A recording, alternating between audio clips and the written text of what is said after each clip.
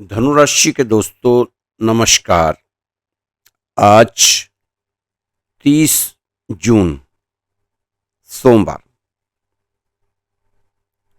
दोस्तों, इस समय आप अनुभवी लोगों की सलाह आपको सही राह दिखा सकती है।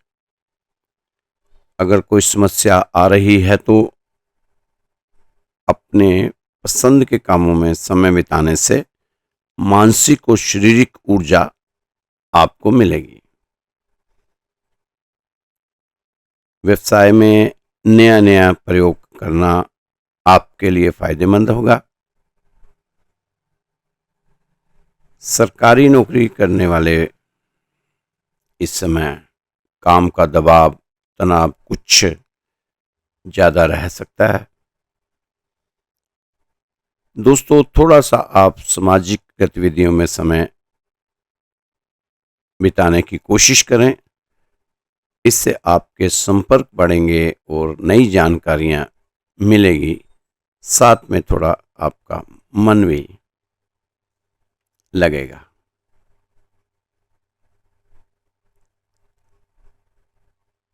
व्यवसाय में बहुत ज़्यादा काम रहेगा। लापरवाही से बचें और कोई भी फैसला सोच समझ कर ले।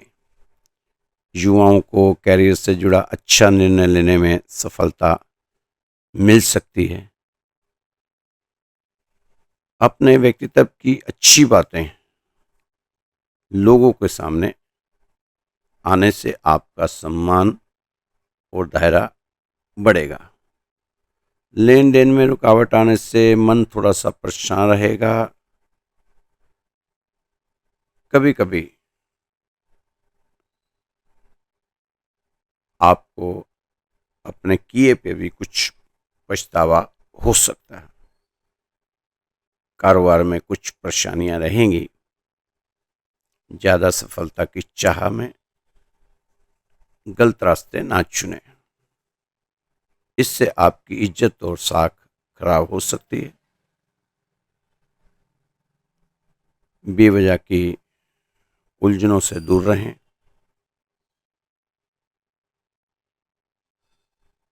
करीबी रिश्तों में पैसे को लेकर थोड़ी सी अनबन हो सकती है। मुश्किल समय में अपना हौसला बनाए रखें।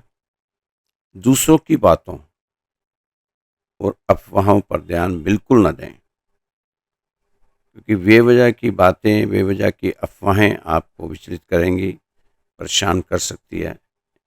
इसलिए आप रिलैक्स रहें। आज के दिन कुछ ज़्यादा काम आपके ऊपर आ सकता है, लेकिन सब काम आसानी से हो जाने से थोड़ी खुशी भी आपको मिलेगी।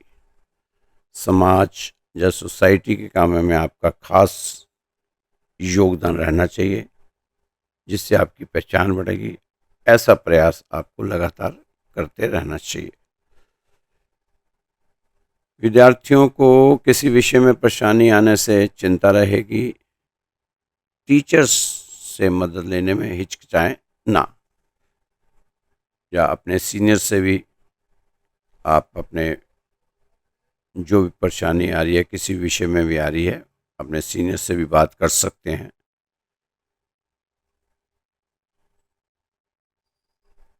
कुछ समय बच्चों की परेशानियों को समझने और सुलझाने में भी बिताएं, क्योंकि आप अपने आप में इतने उलझे हुए हैं कि बच्चों के लिए समय आप नहीं दे पा रहे।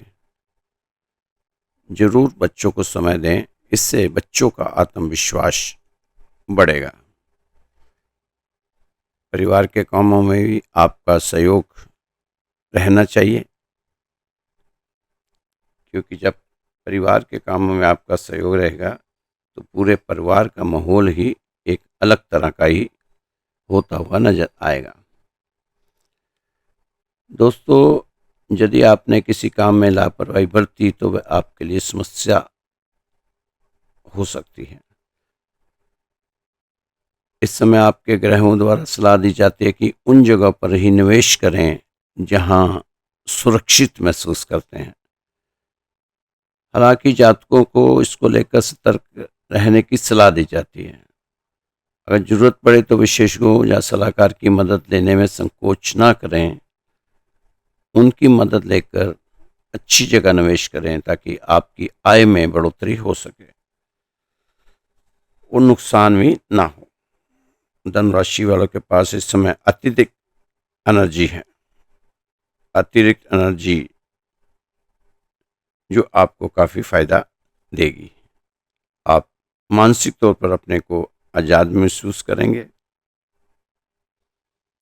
छात्रों के लिए भी आज का दिन अच्छा रहेगा, इसलिए छात्र मन पढ़ाई लिखाई में लगेगा।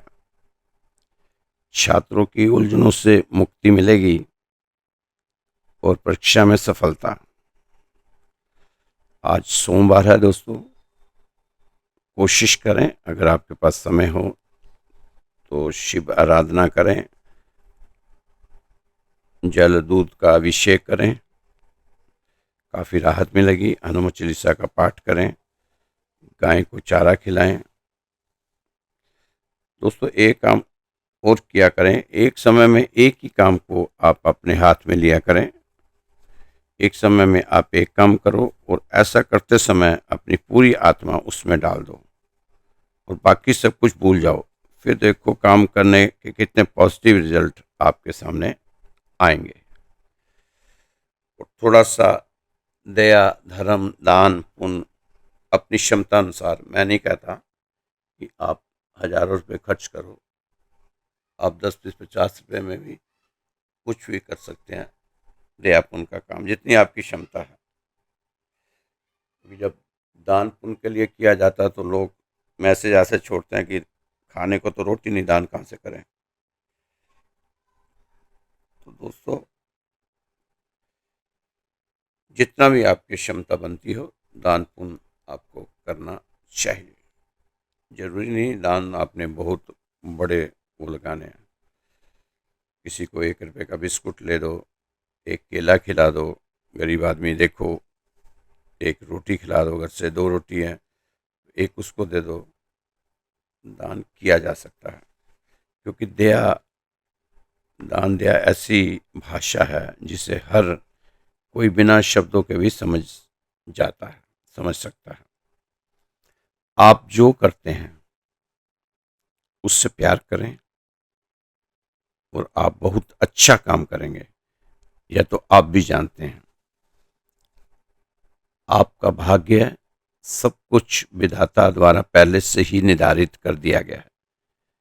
जैसे कि शिशु का जन्म कब, कहाँ तथा कैसे होगा, उसके जीवन में क्या क्या घटनाएं घटेंगी, उसका विवाह कब, कहाँ तथा कैसे होगा और किससे होगा, बच्चा जीवन में कितना कमाएगा, कितना गवाएगा, कितनी प्रॉपर्टी बनवाएगा, ये सब पहले से ही लिखा जा चुका है।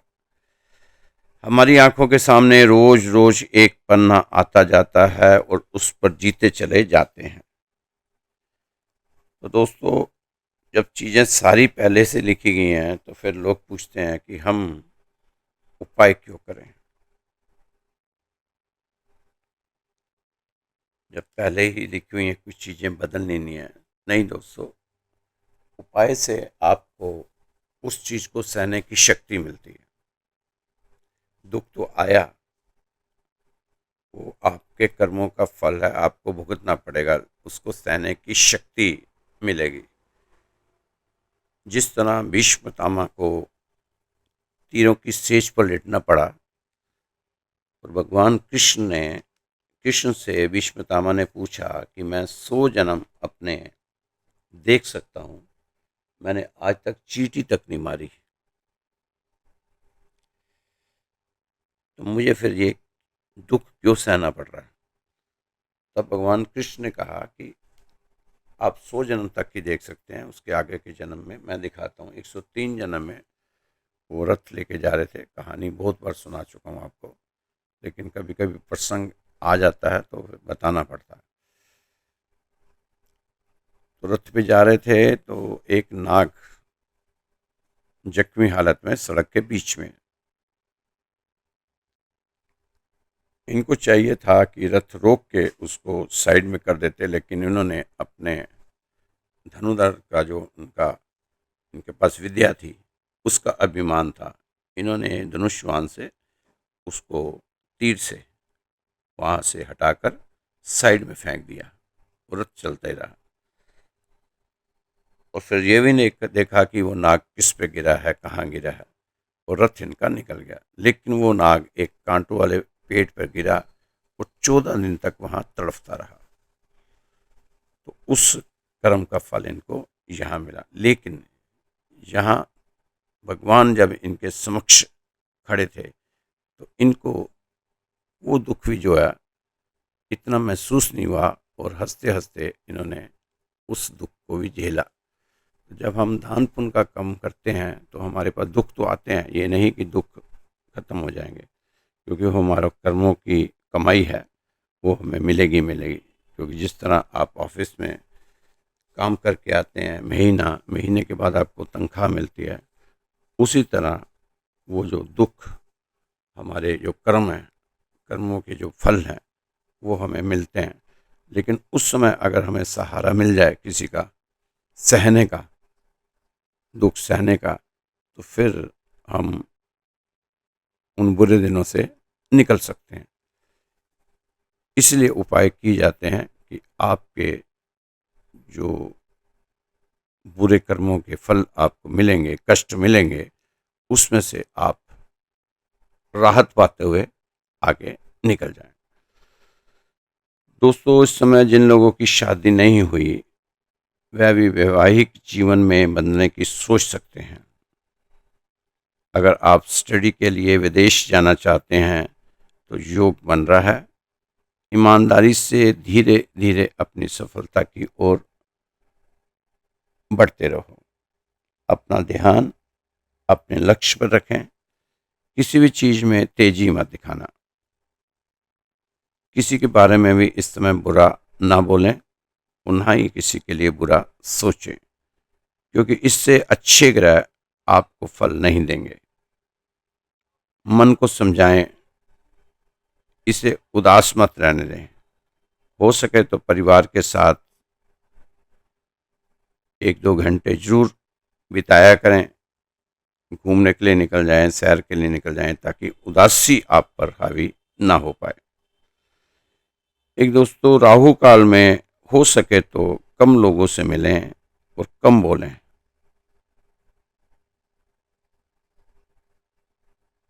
राहु काल में जितने विवाद होते हैं, राहु काल में होते हैं। इस समय अपने आप को सात्विक रखें। मांस मदिरा का प्रयोग ना करें, क्योंकि शनि महाराज आपको बहुत कुछ लौटाना चाहते हैं जो 60 में लिया था। क्योंकि अभी शनि की ढैया चल रही है, आपको तो याद होगा, रोज रोज याद दिलाया जाता है। शनि ग्रह को तामसिक चीजें देकर खराब ना कर लेना, क्योंकि शनि से ही उम्मीदें बंधी हुई हैं। दोस्तों, हम आपको आपकी राशि को बढ़ा चढ़ा कर नहीं बताते, क्योंकि हम जानते हैं कि आपकी राशि आपके साथ क्या करना चाहती है। उसे आप खुद ही भगवान की प्रार्थना करके बदल रहे हैं और बदल चुके हैं।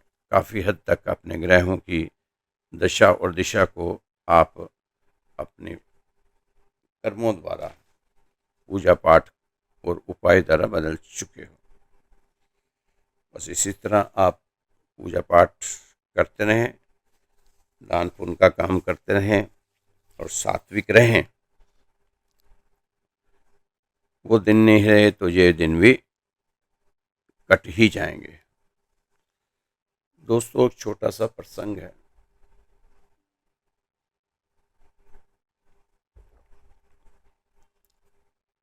एक माँ के 2 बच्चे,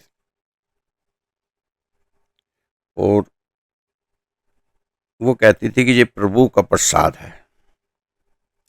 एक का नाम प्रभु और दूसरे का नाम प्रसाद रख दिया उसने, कि प्रभु का प्रसाद है, तो एक का नाम प्रभु रख दिया, दूसरे का नाम प्रसाद रख दिया। और लड़के थोड़े से बड़े हुए तो एक दिन मोटरसाइकिल पर दोनों बच्चे जा रहे थे। रोड एक्सीडेंट में एक बच्चा मारा गया जिसका नाम प्रसाद था। प्रभु बच गया। अब जिसका जवान बच्चा मरे और उसकी माँ पर क्या बीतती है सब अच्छी तरह जानते हैं। जिसके हृदय में पीड़ा होती है,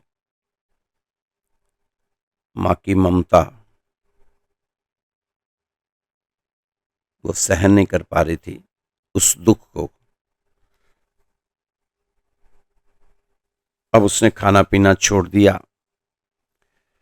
कपड़े पहनने, अच्छे कपड़े पहनने छोड़ दिए। बस वही फटे जो पुराने सूट साड़ी पहन के घूमती रहती। बाल नहीं बनाती, समय पर खाना नहीं बनाती, ना खाती। बहुत बुरा हाल, बेहाल हो गई।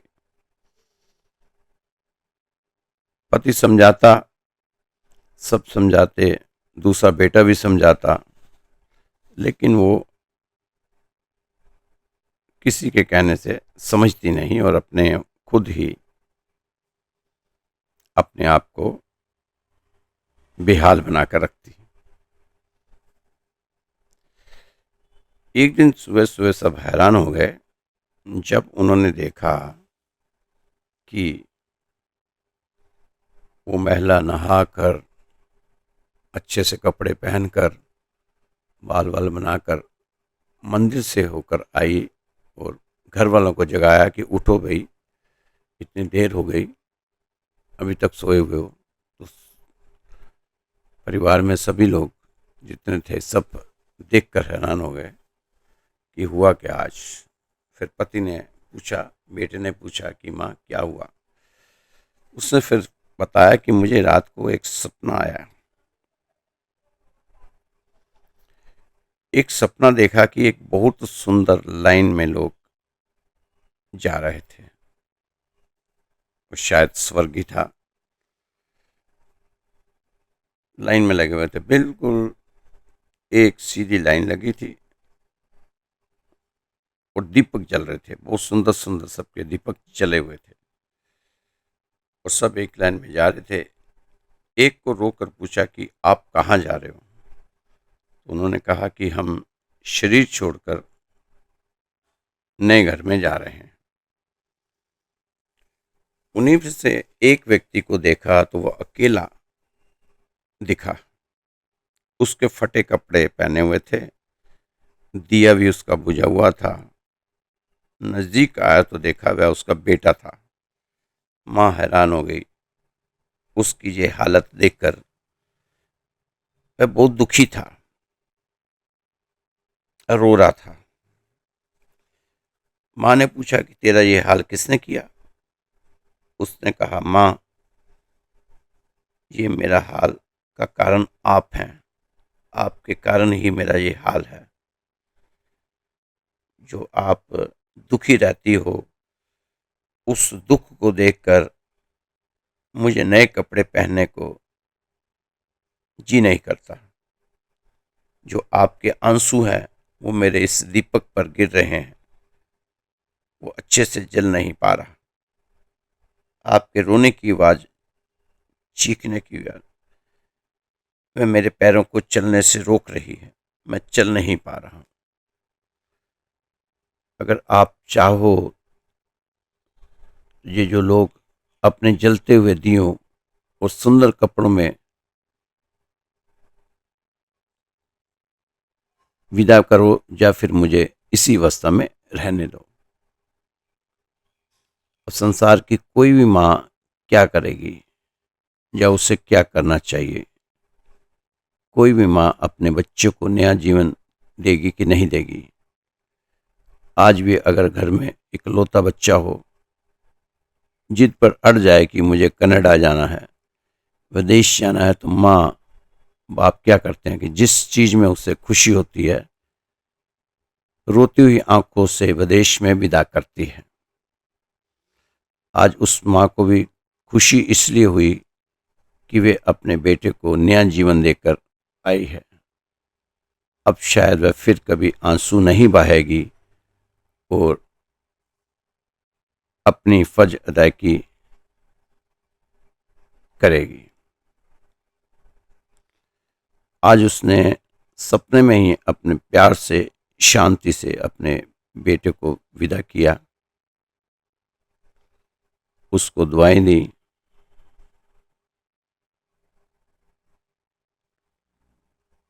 तो फिर उसने देखा कि वो उसका जो बच्चा था नए कपड़े पहनकर और जले हुए दीपक के साथ उन सुंदर सुंदर लोगों के साथ लाइन में लगा हुआ।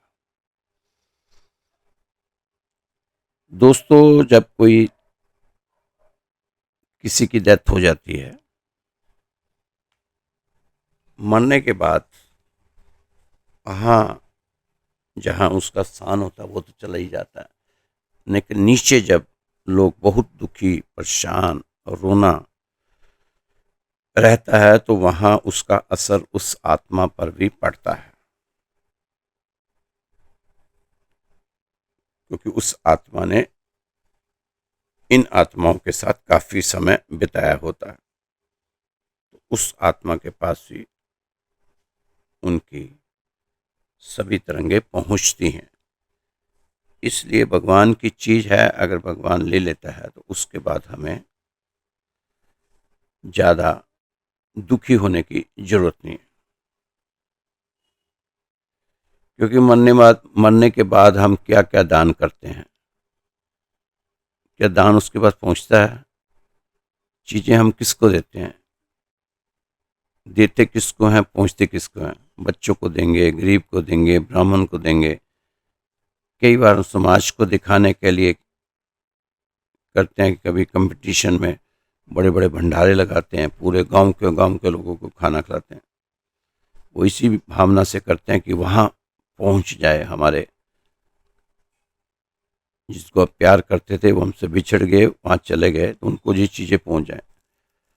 अगर जाने वाले की कमी खल रही है तो आज भी उस इंसान को घर में जिंदा रखना चाहते हो, आप चाहते हो कि आपके परिवार में बंदा जिंदा रहे, तो आप उसके संस्कार को, अच्छी बातों को अपनाते हुए उसे जिंदा रख सकते हैं। उसके जो गुण हैं, उसकी जो बातें थी, अच्छी बातें थी, पॉजिटिव बातें, उनको अपने परिवार में बनाए रखो। दोस्तों, हम सब संसार में आए तो हैं रिटर्न टिकट लेकर आए हैं, पर उसका जाने का कोई समय टाइम नहीं है। अगर आपके पास सिर्फ 24 घंटे बचे हों तो आप क्या करेंगे? ऊपर वाले राम को याद नहीं करेंगे, अपने रिश्तेदारों को मिलने में ही कट जाते हैं। रिटर्न टिकट में यह नहीं लिखा कि कौन से समय और कौन से स्थान से या कौन से घर से लेकर शमशान तक जाना है। और वहां भी बोलते हैं जाते जाते तो राम नाम सत्य है, और जो मटकी फोड़ते हैं, जो भी हिसाब किताब था वो आज से खत्म, मटकी फोड़ देते हैं कि यही सब कर्म रह गए, आज के बाद मौत के घर में ना जाए, अपने मन को शांत करके जाए। तो मटकी इसलिए फोड़ी जाती है कि आज के बाद तेरा मेरा हमारा रिश्ता खत्म। अब तो जिस घर से तो आया है उस घर में दोबारा जाने की जरूरत नहीं है। अब जहां से आया था वहीं शांति से यात्रा करो। जिस तरह एयरपोर्ट पे छोड़ने जाते हैं, टिकट तो एक ही व्यक्ति का होता है, लेकिन छोड़ने कई बार 10-10, 15-15 पूरा गांव का काम ही चला जाता है। पहले, अब तो नहीं जाते, पहले तो अगर कोई विदेश जा रहा होता था पूरे के पूरे 10-20-50 आदमी एयरपोर्ट पर जाते थे। अब जाना एक नहीं होता था, छोड़ने जाते थे 25-30। अब तो एयरपोर्ट पे अकेला ही चला जाता है। तो आहिस्ता आहिस्ता ये चीज़ें बदलती जा रही हैं। तो दोस्तों, ये तो प्रसंग था आपका कि हमारी जो यात्रा है, असली यात्रा, जीवन यात्रा, ये असली जीवन यात्रा हमारी सबके लिए होनी है। उसी यात्रा के लिए ही हम यहाँ अच्छे कर्म कर रहे हैं कि वो यात्रा हमारी सफल हो जाए।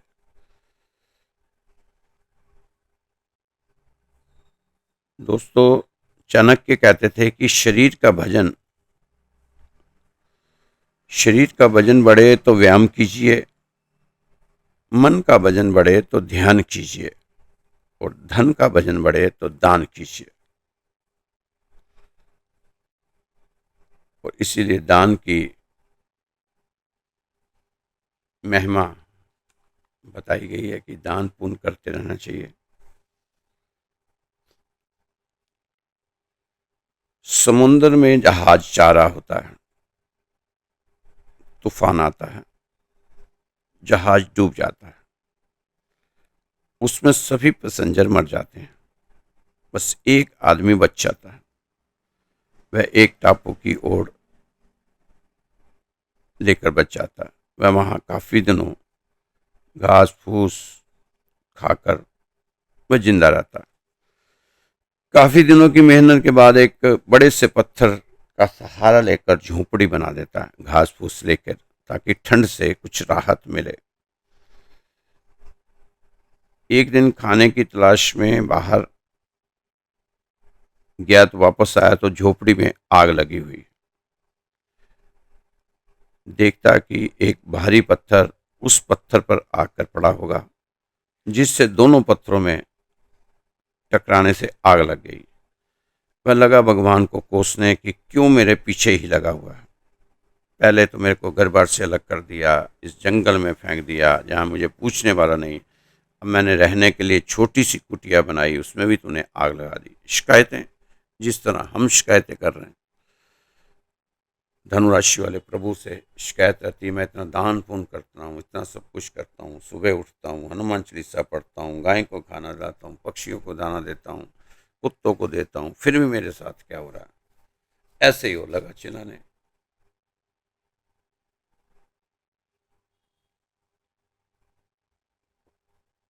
मैं पहले से इतना परेशान हूँ, अब और परेशान कर रहे हो प्रभु। वह रोता हुआ बाहर ही सो गया ठंड में। सुबह क्या देखता है कि एक खोजी दस्ता आ गया। वो रोज ढूंढते थे कि जहाज में से शायद कोई व्यक्ति बचकर कहीं टापू में ना हो। वो पेड़ों से भरा जंगल था, तो उसमें दिखाई देता नहीं था ऊपर से, तो लेकिन ढूंढ रहे थे रोज कि शायद कोई बच जाए। अब वो आग लगी तो उसका धुआं पेड़ों में से निकल के ऊपर गया, तो वो उनको समझ आ गया कि यहाँ कोई ना कोई है। तो वो ढूंढता हुआ खोजी दस्ता वहां पर आ गया और वह बच गया। तो कहानी तो पूरी हो गई है। अब भगवान को कोसने का जो काम है,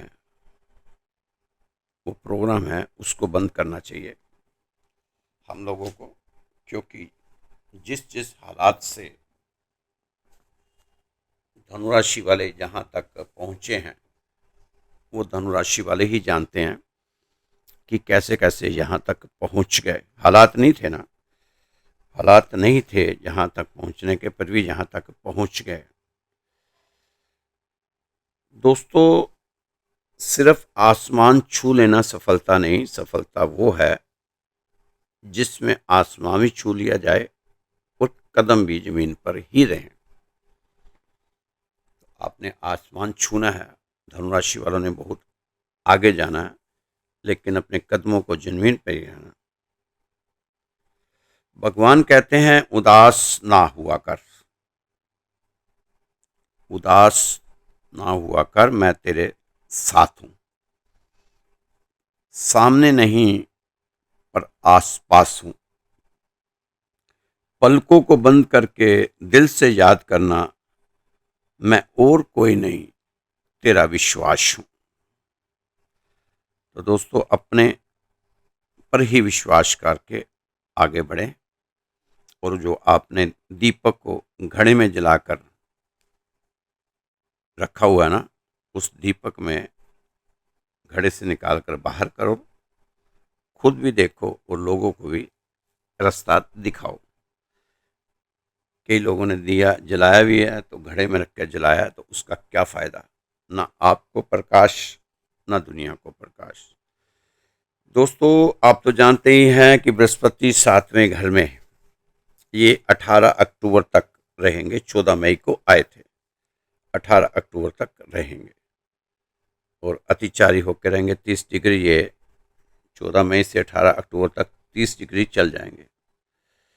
तो दाम्पत्य जीवन का, कम्युनिकेशन का, पार्टनरशिप का घर होता है, रिलेशनशिप का घर होता है 7वां, नई एसोसिएट का घर होता है 7वां। तो 14 मई से 18 अक्टूबर तक मिथुन राशि में रहेंगे। अब आप के कितने भी इश्यूज थे वो सब फटाफट निबटते जाएंगे बड़ी स्पीड से। जैसे कई लोगों का तलाक का चक्कर चल रहा था कि वो तलाक के लिए काफ़ी दिनों तक एक दूसरे से दूर रह रहे हैं, लेकिन तलाक मिल नहीं रहा, उसका भी हो सकता है, तलाक भी हो सकता है, और कईयों की सेटलमेंट भी हो सकती है। बड़ी बात नहीं, अच्छे रिजल्ट मिलेंगे जल्दी।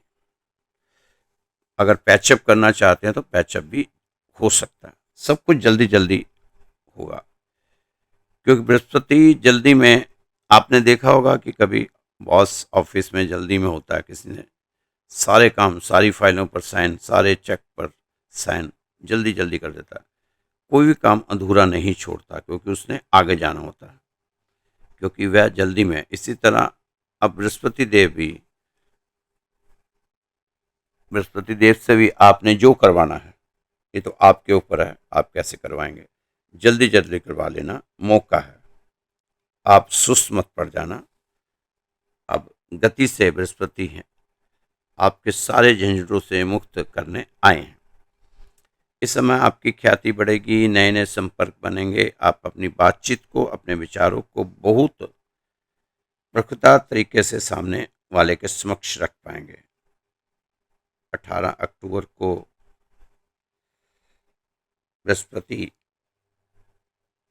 फिर कर्क राशि में चले जाएंगे, वहां जाए 5 दिसंबर तक रहेंगे, तो अष्टम भाव में आ जाएंगे। यहाँ थोड़ा सा आपके बनते काम रुक सकते हैं। इसलिए कहा गया कि जो काम आपने करवाने हैं 18 अक्टूबर तक ही आप करवा लीजिए। जहां आपको थोड़ा सा सोच समझकर चलना होगा।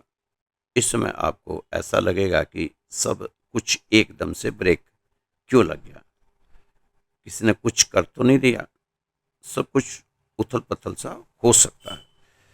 अब बस भगवान को ज़्यादा से ज़्यादा मनाते रहना। 18 अक्टूबर से 5 दिसंबर तक थोड़ा सा समय, थोड़ा सा पीरियड है, ये सजग होकर रहना। फिर आगे जाकर फिर से वही पोजीशन में आ जाएंगे, फिर से मिथुन में आ जाएंगे, सप्तम भाव में 5 दिसंबर को आ जाएंगे वापस, और आपका आत्मविश्वास फिर से जागृत होगा। तो वो जो आपने 18 अक्टूबर से 5 दिसंबर, ये 12 दिन ये रह गए, 30 दिन वो रह गए, वो 5 दिन हो गए, 42 और 5 47, करीब करीब 50 दिन जो आपका, उसमें थोड़ा सा पाठ पूजा ज़्यादा कर लेना। अक्टूबर में मेरा दिवाली भी उसी में आएगी, छठ पूजा भी उसी में आएगी, कई त्यौहार उसमें आएंगे, भैया दूज भी उसी में आएगी। इस बार जल्दी आ रहे हैं सारे त्यौहार, क्योंकि जन्माष्टमी इस बार 16 अगस्त को आ रही है, तो वो 8 अगस्त को राखी आ रही है। इस बार त्यौहार सारे जल्दी आ रहे हैं, तो वो त्योहारों के दिन ही होंगे वो 50 दिन, जो जिसमें वो कर्क राशि में जाएंगे 8वें भाव में, तो उसमें थोड़ी सी चीज़ें आपकी रुकेंगी। तो अब आप तो यही कहेंगे अभी भी रुकी हुई हैं चीज़ें ना, आपकी रुकी होंगी जो सोच रहे हैं। कई लोगों को बहुत अच्छा इस समय धनु राशि वालों को चल रहा है, उनके लिए काफ़ी अच्छी चीज़ें उनके सामने आ रही हैं, बता भी रहे हैं वो। मैंने भी आपको कई बार बता चुका हूँ। इतना समय नहीं होता, नहीं तो मैं उसके नाम नोम फ़ोन नंबर आपको दे सकता हूँ। उन्होंने कहा भी है कि आप हमारे फ़ोन नंबर दे दिया करो, हमें ये राहत मिली है। तो दोस्तों आप राहत पाते हुए आगे बढ़ते जाएं। दोस्तों, जो आप कर्म करके आए हो पूर्व जन्म में, उसका भुगतान कौन करेगा? वो आपको ही करना पड़ेगा। आपके पुराने कर्मों का पाप भी तो भुगतान करना पड़ेगा। वो तो ब्रह्मा विष्णु महेश भी नहीं काट पाएंगे। अब वो कर्म आप रो के काट लो या हंसकर काट लो, भुगतान तो करना ही पड़ेगा दोस्तों। उसे ना कोई तांत्रिक ना जो कोई जोशी काट पाएगा। आपको वो सब कर्म भगवान की शरण में जाने के बाद ही कटेंगे, उसके बाद ही कुछ राहत मिल सकती है। जज है भगवान, वो वकील हैं या जो ग्रह, तुम्हें अपना मुकदमा खुद ही लड़ना पड़ेगा। उसकी तैयारी कर लो। सुबह जल्दी उठो, ब्रह्म मुहूर्त में उठो। मैंने एक वीडियो पहले भी बनाया था ब्रह्म मुहूर्त में, उस बताया था कि ब्रह्म मुहूर्त में उठने के क्या क्या फ़ायदे हैं। फिर से एक बार कभी मौका मिला तो बताऊंगा। ब्रह्म मुहूर्त में उठने के फ़ायदे आपको बहुत होते हैं।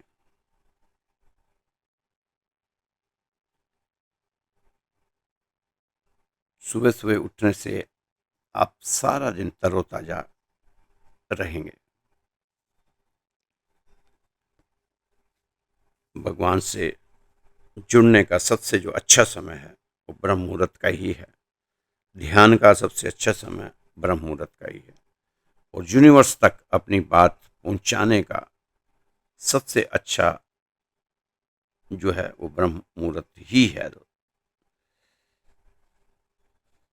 दोस्तों, व्यवसाय में अपनी कार्यप्रणाली और माल की क्वालिटी को अधिक बेहतर बनाने की जरूरत है, ताकि आपके विरोधियों का मुंह बंद किया जा सके। कभी कभी आप दूसरों की बातों में आकर अपना नुकसान कर बैठते हैं। इसलिए बेहतर होगा कि किसी की सलाह मानने से पहले उसके सभी पहलुओं पर विचार जरूर कर लेना चाहिए। इस समय कोई भी काम बिना प्लानिंग के ना करें, जल्दबाजी में ना करें। इस समय गुस्से की बजाय समझदारी, धैर्य और शांति से काम लें निकलवाने की कोशिश करें। आप अपनी डेली रूटीन की समीक्षा करें, इससे आपको आगे बढ़ने की प्रेरणा मिलेगी। वर्तमान की परिस्थितियों को देखते हुए कुछ नया करने की जरूरत है। अनुभवी व्यक्ति की मदद से कोई पुरानी परेशानियों का हल भी अवश्य निकलेगा। जल्दी ही समय ग्रहों की चाल आपके अनुकूल होगी। अनुकूल ग्रह स्थिति बनी हुई है। पुरानी नेगेटिव बातों से मन से निकालें। नकारात्मक बातें जो हैं उनको मन से निकालें। इससे वर्तमान में आप कोई भी निर्णय लेने में आसानी महसूस करेंगे। कोशिश करने पर आपके मन चाहे काम समय पर पूरे होते हुए नजर आएंगे। कोशिश आप जारी रखें, क्योंकि कोशिश से ही बात बननी है। दोस्तों, उस आदत को जो आपको रोज पीछे खींचती है, क्या आप छोड़ सकते हो? उन लोगों को जो आपके सपनों को देखकर हंसते हैं, क्या आप खामोश रहकर अपना लक्ष्य साध सकते हो? जब दुनिया शोर मचा रही हो, क्योंकि त्याग ही असली परीक्षा है। हमें बताया जाता है कि सब कुछ चाहिए, सुकून भी, सफलता भी, आराम भी, तरक्की भी। लेकिन सच्चाई यह है, जो सब कुछ पकड़ता है उसके हाथ खाली ही रह जाते हैं। आपको चुनना होगा, या तो आप कंफर्ट चुनो या फिर आप पर्पस चुनो। दोनों में से एक चीज चुननी होगी, या कंफर्ट या पर्पस। या तो आप आपके सुख चुनो या हमेशा की ऊंचाई, या तो थोड़ी देर के लिए सुख चुन लो या फिर हमेशा के लिए ऊंचाई चुन लो। हर महान इंसान ने कुछ छोड़ा है, कुछ न कुछ त्यागा है। आपको भी त्यागना होगा। नींद, अहंकार, समय, रिश्ते, क्योंकि उन्हें खुद से बड़ा कुछ बनाना था। आज अगर आप स्टक हो तो इसलिए कि आपने कुछ त्यागा नहीं। त्याग करो ताकि उड़ सको, त्याग करो ताकि जी सको, त्याग करो ताकि इतिहास बना सको। क्योंकि याद रखना, त्याग के बिना उन्नति नहीं। आपको तोड़ा गया, कुचला गया, नजरअंदाज किया गया, पर आप रुके नहीं। जब दुनिया ने पीठ मोड़ी तब आपने खुद से वादा किया, मैं नहीं टूटूंगा। क्योंकि जो सबसे ज्यादा सहता है वो सबसे ज्यादा जागता है।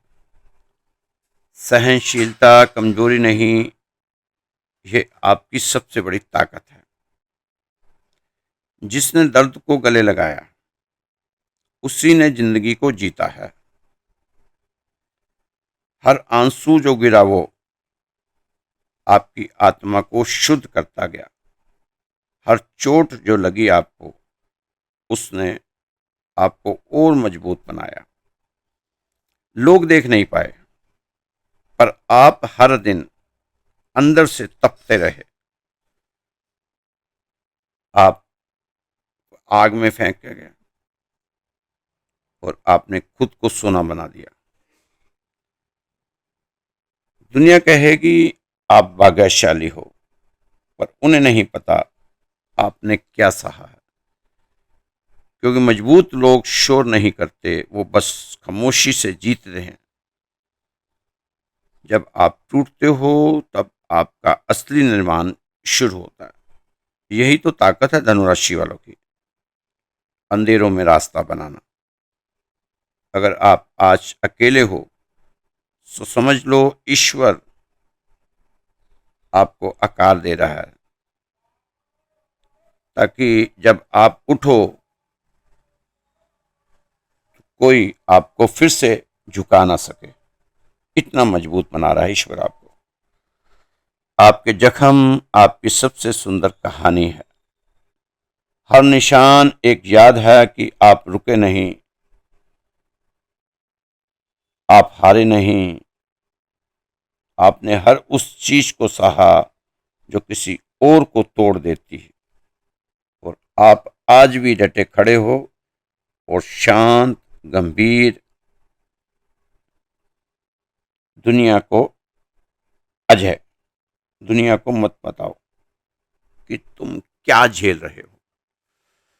दोस्तों, मत बताओ दुनिया को कि आप क्या झेल रहे हो। दुनिया को दिखाओ कि आप क्या बन रहे हो। जो सबसे ज्यादा सहता है वो सबसे ज्यादा चमकता है। आप हार मानने नहीं आए। आप हार मानने नहीं आए हो, आप इतिहास लिखने आए हो। और अगर आज फिर दर्द है तो मुस्कुराओ, क्योंकि यही आग आपको पत्थर से हीरा बनाएगी। चलो, उठो और फिर से लड़ो, क्योंकि आप वो हो जो सबसे ज्यादा सहता है, इसलिए सबसे ज्यादा मजबूत है। तो दोस्तों, ये थी आपकी आज की राशि। आस्ता आस्ता इसको छोटा करता जा रहा हूँ, क्योंकि लोगों को अच्छी चीजें पसंद नहीं है। तो इसको आस्ता आस्ता उसी लेवल पे ले आएंगे, 20-25 मिनट, 10-12 मिनट, जैसे जैसे लोग चाहते हैं। आप तो अपने आप को तैयार कर लो कामयाबी की ओर जाने के लिए। अभी भी लोगों को कहीं को विश्वास नहीं होगा कि धनु राशि वाले कहाँ कामयाबी की तरफ जाएंगे? नहीं दोस्तों, यहाँ तक पहुँचो ये भी आपको विश्वास नहीं था। कैसी कैसी मुसीबतों से भगवान आपको निकाल कर लाया है। अगर आप सोचो तो सिहरन सी हो एक शरीर में हो जाएगी। कैसे कैसे माहौल से, किस किस मुसीबतों से, किस किस से निकाल के भगवान यहाँ तक ले आया गोद में उठाकर। आगे भी भगवान ऐसे ही करता रहेगा अगर आपका भगवान पर विश्वास रहेगा तो। दोस्तों, ये राशि आपको श्री राधे श्याम मंदिर की तरफ से बताई जा रही है। रोजाना ही बताते हैं आपको। पहले एक ही राशि से शुरू हुए थे हम, शुरू में सब धनु राशि ये बताते थे, लेकिन आज साथ साथ लोगों के दबाव के कारण हमें 12 राशियाँ बतानी पड़ रही। तो उसमें बहुत सा समय लग जाता है, बहुत सी ऊर्जा भी खर्च हो जाती है। इसलिए आपके कुछ लोगों ने अपनी पत्रियाँ भेजी हैं तो जल्दी जवाब नहीं दे पाते। पहले 8-10 दिन में नंबर आया था, अब तो एक एक महीने में नंबर नहीं आ रहा। लेकिन आप मायूस ना हो, सबको ज़रूर समय दिया जाएगा। 15 से 20 पत्री रोज़ देखी जाती हैं और फ्री के चक्कर में लोग पूरे परिवार की पत्रियाँ भेज देते हैं, 8-8 10-10 इकट्ठी भेज देते हैं, पड़ोसियों की भी भेज देते हैं। कोई बात नहीं, आप अपना काम करो, हम अपना काम कर रहे हैं। दोस्तों, जो ज़रूरी हो वही भेजा करें।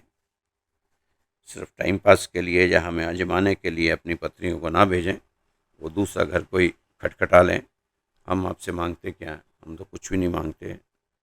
ना हम आपसे मांगते हैं, ना हम किसी से मांगते हैं। हम तो बस लगे हुए हैं निस्वार्थ। एक शौक़ है, एक नशा सा है। उस नशे की पूर्ति के लिए हम मेहनत कर रहे हैं। जब लोग फ़ोन करते हैं कि मेरा काम बन गया आपकी अरदास से या आपके बताए उपाय से, तो हमारी उस दिन थकान दूर हो जाती है। तो 2-4 फ़ोन ऐसे रोज़ आ ही जाते हैं, तो जिससे हमें फिर से ऊर्जा मिलती है और फिर से हम लग जाते हैं आपकी पत्री को बनाने में और सुनाने में। नेगेटिव चीज़ों को हम बिल्कुल भी अपने नज़दीक फटकने नहीं देते। क्योंकि घर में अगर कचरा आ जाता है तो आप उठाकर उसको बाहर फेंकते हैं। जैसे कभी दाल में कंकड़ आ जाता है तो उसको छुपाया नहीं जाता, उसको निकाल के बाहर फेंक दिया जाता है। ऐसे ही हमें भी कई लोग डिमोरलाइज करते हैं कि हम राशि ना बनाएं अच्छी वाली, लोगों को ना खड़ा करें, लोगों में ऊर्जा का संचार ना भरें। लेकिन हम घबराने वाले नहीं, क्योंकि जो भगवान का सच्चा साथी होता है, जो भगवान को मान के ही सारे काम करता है, वो कभी घबराता नहीं है। आप भी धनु राशि वाले घबराने वाले नहीं हैं, क्योंकि आप भी अब भगवान के प्रति आपकी आस्था, विश्वास, प्रेम बढ़ता जा रहा है। अच्छी बात है। मैं तो कह रहा हूँ प्रभु को अपना बना लो, भगवान को अपना बना लो, फिर किसी की जरूरत नहीं पड़ेगी।